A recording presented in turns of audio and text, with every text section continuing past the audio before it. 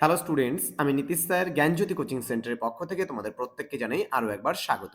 তো স্টুডেন্টস, আজকে আমি তোমাদের সঙ্গে আলোচনা করব CBCS fifth semester history honours CC11 last minute suggestion নিয়ে। একেবারে শেষ মুহূর্তে দাঁড়িয়ে তোমরা আমায় রিকোয়েস্ট করেছিলে যে স্যার আমাদের CC11 একেবারে লাস্ট মিনিট সাজেশন বলে দিন, যেখানে আমরা খুব কম সংখ্যক প্রশ্ন পড়লেই আমরা পরীক্ষায় কমন পেতে পারি। তো তোমাদের জন্য আজকের এই লাস্ট মিনিট সাজেশনটা আমি নিয়ে এসেছি। একেবারে আমি লাস্ট মুহূর্তে বলে দেবো যেই প্রশ্নগুলো তোমরা কোনো মতেই ছাড়তে পারবে না। দেখো, আমি যে সাজেশনটা দিয়েছিলাম সেখান থেকে কিন্তু আসবেই পরীক্ষায় কমন, এতটুকু আমি আশাবাদী। কিন্তু তারপরেও একদম শেষ মুহূর্তে তোমরা একটু ভালোভাবে যেই প্রশ্নগুলো পড়তে চাইছো সেটাই কিন্তু লাস্ট মিনিট সাজেশন। তো কি দেবো এই লাস্ট মিনিট সাজেশনে সেগুলো নিয়ে একটু আলোচনা করছি। একটু ধ্যান দিয়ে ধৈর্য ধরে মানে শেষ পর্যন্ত ভিডিওটি দেখবে। তো যারা এখনো পর্যন্ত আমাদের অফিসিয়াল ইউটিউব চ্যানেলটিকে সাবস্ক্রাইব করনি তারা অবশ্যই চ্যানেলটিকে সাবস্ক্রাইব করে পাশে থাকা বেল আইকন অল প্রেস করে রাখো, যাতে নেক্সট টাইম থেকে কোনো ভিডিও আপলোড করলে তার নোটিফিকেশন তুমি সবার আগে পেতে পারো।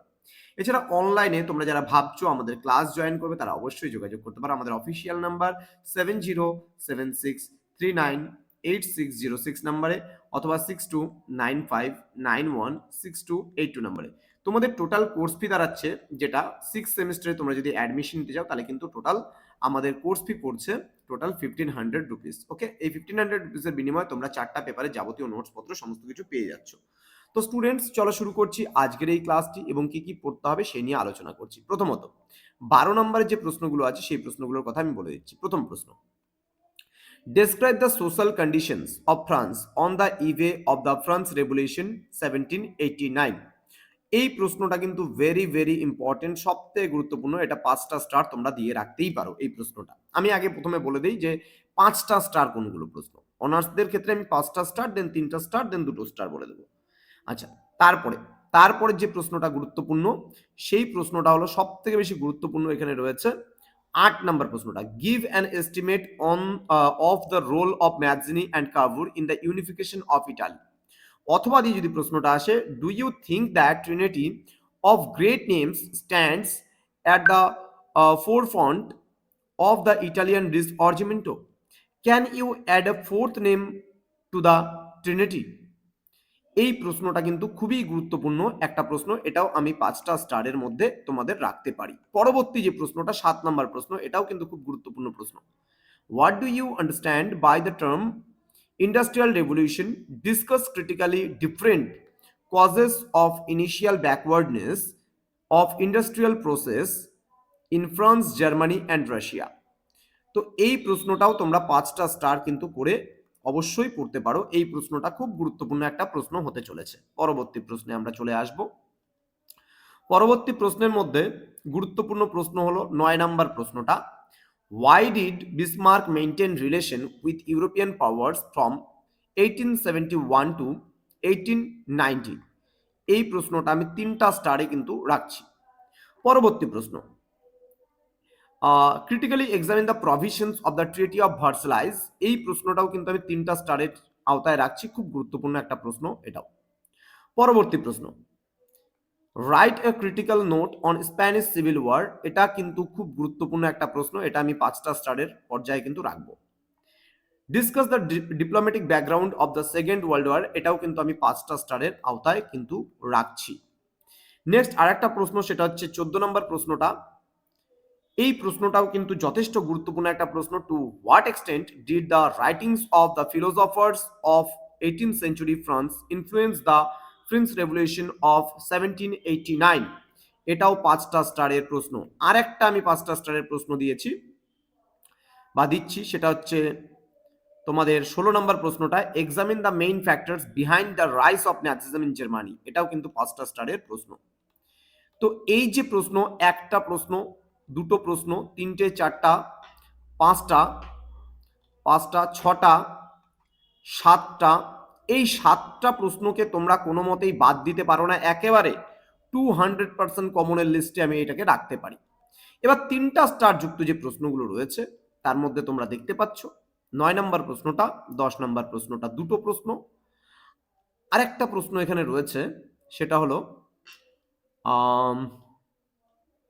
এখানে মেটার্নিক সিস্টেম। মেটার্নিক সিস্টেমটা আমি 5টা স্টার মারতে পারি এটাকে। 5টা স্টার যুক্ত প্রশ্ন, এটাও 8টা হলো। হ্যাঁ, এই 8টা প্রশ্ন ভালো করে পড়ে যাও, আশা করছি তোমরা দুটো প্রশ্ন কমন পেয়ে যাবে।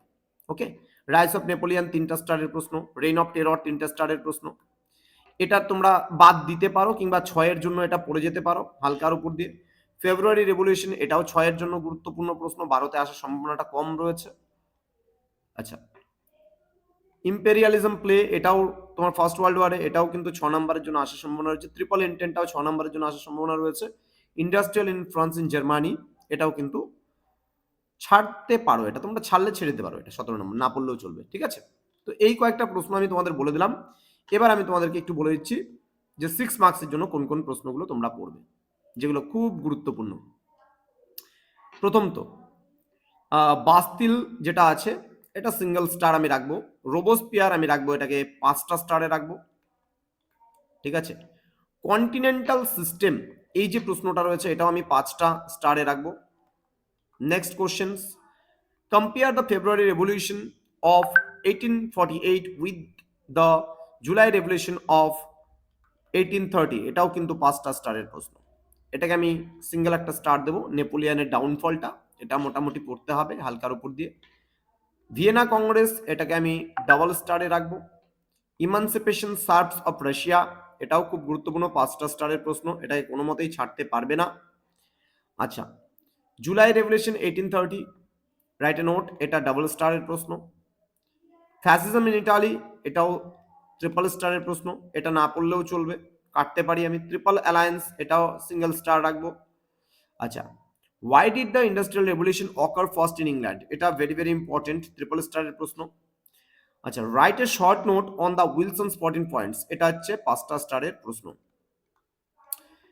গ্রেট ডিপ্রেশন অফ 1929 এটা ডাবল স্টার দেবো আমি। বর্গিয়াস কালচার অফ ইউরোপ এটাও ডাবল স্টার দেবো। এই কয়টা প্রশ্ন কিন্তু আমি 5টা স্টার যেগুলো দিলাম তার মধ্যে থেকেই তোমরা আশা করি যে 4টা প্রশ্ন লিখতে হয়, এর মধ্যে থেকে আশা করছি কমন পেয়ে যাবে, মেবি কমন পেয়ে যাবে। ওকে, আচ্ছা নেক্সট তোমাদের 3 মার্কসের জন্য 3 মার্কসের প্রচুর প্রশ্ন আমি এখানে দিয়েছি, টোটাল 29টা প্রশ্ন দিয়েছি। দেখো এমনি ছোট প্রশ্ন কাটছাট করা যায় না, কিন্তু তারপরেও আমি যদি বলি তোমাদের একেবারে শেষ মুহূর্তে দাঁড়িয়ে যেই প্রশ্নগুলোকে খুব ভালো করে পড়বে সেগুলো একটু বলে দিচ্ছি।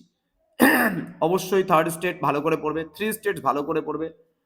জোলভারিন contribute to Germany German unity এটাকে 5টা স্টারে রেখে আমি তোমাদের পড়তে বলবো, খুব গুরুত্বপূর্ণ একটা প্রশ্ন। ওকে, জ্যাকোবিনস জিরোন্ডিনস এটাকে হালকার উপর দিয়ে নেবে, পড়বে। আসিয়ারিজম হালকার উপর দিয়ে এটা পড়বে। ফিজিওক্র্যাটস হালকার উপর দিয়ে পড়বে। এনসাইক্লোপিডিস্ট হালকার উপর দিয়ে পড়বে। ওম্যান্স রোল হালকার উপর দিয়ে পড়বে। ট্যাক্স যেটা মানে তোমার ফরাসি বিপ্লবের প্রাককালে মানে ফরাসি যে ট্যাক্স ব্যবস্থা সেটাও হালকার উপর দিয়ে পড়বে। আচ্ছা, why was the rain of terror introduced in France এটা তো বড় প্রশ্নতে পড়েই নিচ্ছ, এটা কিন্তু 5টা স্টারের প্রশ্ন। কনকর্ডাট অফ 1801 ধর্মমীমাংসা চুক্তি। সার্কুলার্স পড়তে হবে। ট্রেজেডি অফ টিলজিট পড়তে হবে। ভিয়েনা কংগ্রেস পড়তে হবে। Sick man of the Europe and why পড়তে হবে, এটা 5টা স্টারের প্রশ্ন। Tennis court oath very very important. Agadir incident না পড়লেও চলবে, হালকার উপর দিয়ে নিতে পারো এটাকে। উল্টুর ক্যাম্প গুরুত্বপূর্ণ প্রশ্ন, 5টা স্টার। স্প্যানিশ আলসার পড়তে হবে। লোকার্নো প্যাক্ট এটা 5টা স্টারের প্রশ্ন। মিউনিক প্যাক্ট খুব গুরুত্বপূর্ণ প্রশ্ন এটা। ভার্সালাইজ মানে তোমার why was the treaty of Versailles very harsh এটা হালকার উপর দিয়ে দেখবে। ডিফাইন দ্য টার্ম ইম্পেরিয়ালিজম মোটামুটি দেখে নেবে। আচ্ছা, নন অ্যাগ্রেশন প্যাক্ট অফ 1939 হালকা। ক্যাপিটালিজম এটাও হালকা। ইস্টার্ন কোশ্চেন্স হালকা। ম্যাগজিনি হালকা। ইন্ডাস্ট্রিয়াল রেভলিউশন এটাও হালকা। তাহলে যেগুলো একটু ভালো করে বলে দিলাম সেই প্রশ্নগুলো একটু দেখো, এর মধ্যে থেকেই আসবে। এই দুটো প্রশ্নের মধ্যে যেমন একটা প্রশ্ন আসবেই আসবে আশা করছি। জ্যাকোবিন জিরোন্ডিন মোটামুটি গুরুত্বপূর্ণ, এটা খুব গুরুত্বপূর্ণ। জোলভেরাইন ভেরি ভেরি ইম্পর্টেন্ট, এটা কোনো মতে বাদ দিতে পারো না। এগুলোর মধ্যে থেকে আসবে প্রশ্ন, এমন না যে এগুলোর মধ্যে থেকে প্রশ্ন আসবে না, আসার সম্ভাবনা রয়েছে। তবে কনকর্ডারটা খুব গুরুত্বপূর্ণ। টিলসিটটা গুরুত্বপূর্ণ। সিকম্যানটা গুরুত্বপূর্ণ।